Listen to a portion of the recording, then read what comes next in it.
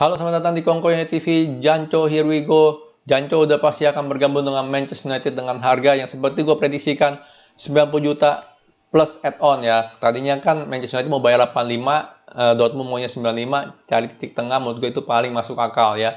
Pertama yang harus diomongin adalah apa yang bakal terjadi dengan formasi dan juga pilihan pemain ya. Jancho udah pasti harus main di kanan ya. Sekarang ini kita tambal sulam di kanan, kadang pakai Greenwood, kadang pakai Rashford, kiri Pogba, bener-bener tambal sulam. Tapi dengan adanya Jancho, gue berharap dia bakal main di kanan terus untuk ngebantu Wan-Bissaka. Bener gak? Wan-Bissaka kan lemah tuh maju untuk crossing. Gue berharap dengan adanya Jancho di kanan kita ada ekstra kreativitas ya, karena walaupun Jancho ini bisa nusuk, tapi kalau di kanan menurut gue sih dia bukannya pemain yang megang bola cari shooting gitu, benar nggak? Bukan kayak Rashford ataupun Martial atau siapa lah gitu, atau Greenwood.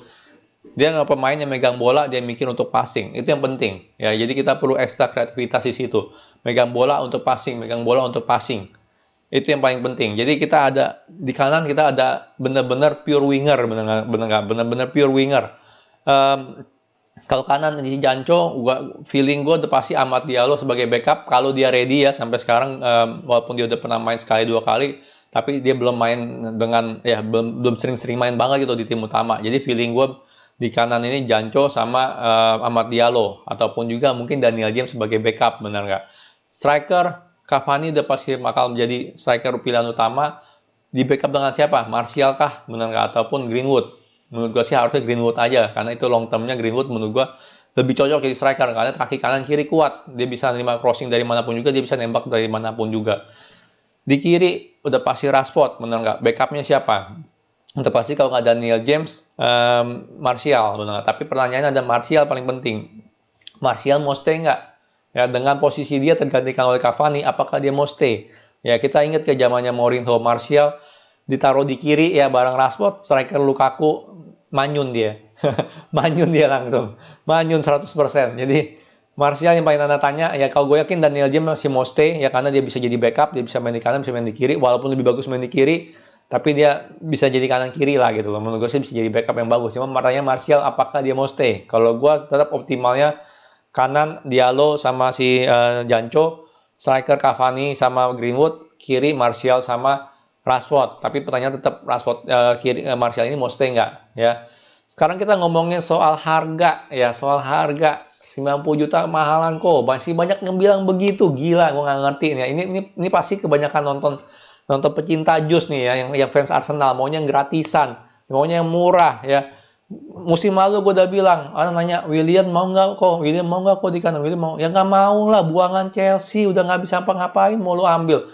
Buktinya kan kemarin di Arsenal, dia cuma nyebrang kota doang di Arsenal, melempem kan, udah selesai gitu. Lu buangan Chelsea mau lu ambil sebagai star signing, sebagai tim inti lu, bener nggak? Buat apa gitu loh? Nggak bakal jalan. Sama lah kayak buangan Arsenal waktu itu kita beli si Sanchez.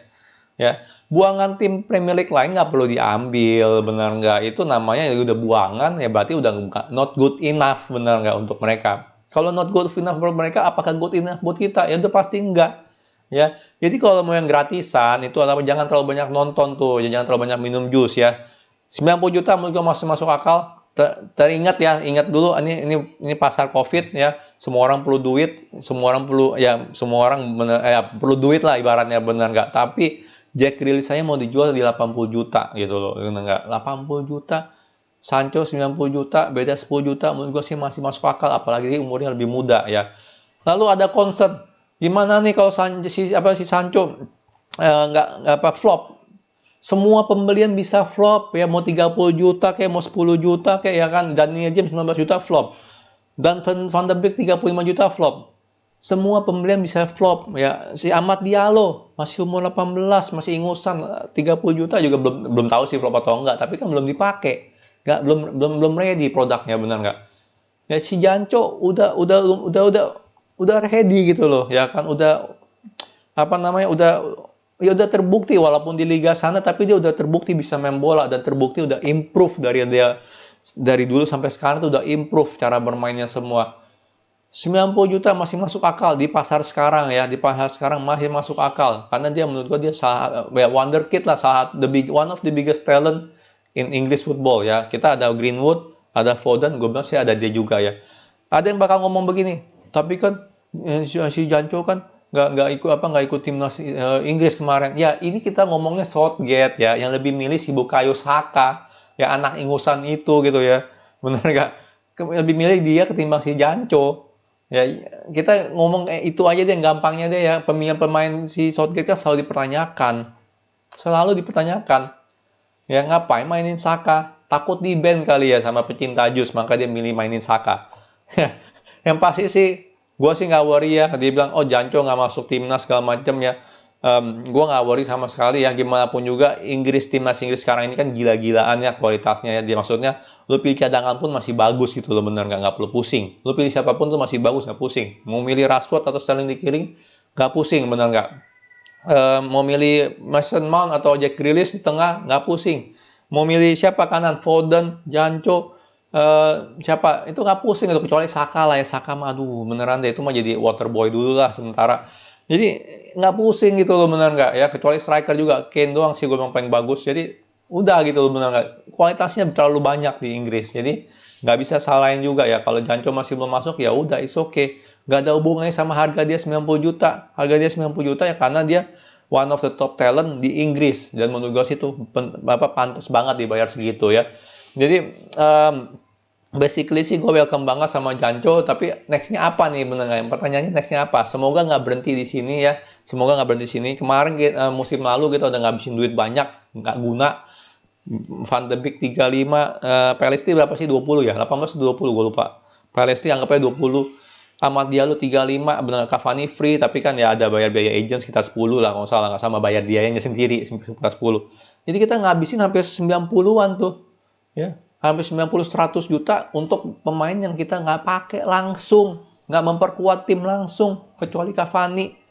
Itu pun udah last minute, desperate dan hoki. Dia bisa perform di ini Liga Inggris walaupun udah tua dan kondisinya dia belum main dia nggak main sepak bola selama 6 bulan terakhir. Ya, jadi kemarin itu benar-benar ngabisin duit ya. Kalau lu bilang Jancho ngabisin duit, kemarin itu benar-benar ngabisin duit. Ya, kita beli pemain segitu banyak begitu, tapi kita nggak pakai sama sekali, nggak bisa pakai sama sekali. Ya, itu ngabisin duit baru namanya. Ya, jadi Jancho sih gue bilang welcome Jancho di Manchester United ya. Semoga pembelian MU nggak sampai di sini aja ya. Semoga kita beli lagi karena benar-benar kita perlu banget center back ataupun CDM. Kalau gue jujur gue lebih milih CDM. Sekali lagi, center back masalahnya ya gitulah. Gue nggak yakin si Ole mau ganti gitu Maguire, Lindelof, kecuali benar-benar yang dibeli itu ada nama gitu, kecuali Varane atau siapa lah gitu ya.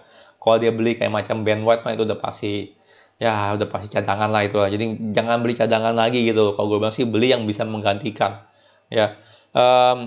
Kalau emang CDM Pogba bakal main terus di CDM, menurut gue sih mungkin CDM udah oke, karena Pogba dengan misalnya McTominay atau Pogba dengan McTominay lebih bagus. Mungkin kita beli back ya, jadi tergantung lah rencananya oleh seperti apa. Yang pasti kita perlu banget backup di salah satu aja dulu, nggak apa-apa, antara CDM sama center back perlu banget ya. Nggak usah beli yang mahal-mahal ya, coba cari yang berkualitas gitu di 30 jutaan gitu, pasti ada deh ya. Katanya sih mau beli Kamavinga juga, tapi menurut gue sih itu masih rumor ya. Masih rumor banget, dan Kamavinga kan masih muda juga, 18 atau berapa gitu, jadi gue nggak tahu lah mau nggak dibeli di harga segitu. Oke, kita lihat aja lah anyway ya, perkembangannya menurut gue sih positif ya. Kemungkinan besar kalau udah pasti beli sih, udah beli baju MU yang terbaru ya. Gue udah pasti bikin Jancho ya. Gue berharap sih dia dapat nomor 7. Dia nomor 7 atau ya kalau Bruno dapat nomor 8 gantiin Mata, Cavani nomor berapa ya? Gak mungkin nomor 9 sih, gue yakin sih Cavani gak mungkin nomor 9, karena gimana pun juga kontraknya tinggal setahun, dan gue yakin setelah itu gak diperpanjang. Ya kemungkinan besar dia nomor 7 lah, bener nggak? Star signing kayak begini, harga 90 juta masa nggak diisi nomor 7, bener nggak sih? Ya, oke, sekian video dari gua. Kalau suka jangan lupa like, subscribe, and thank you for watching.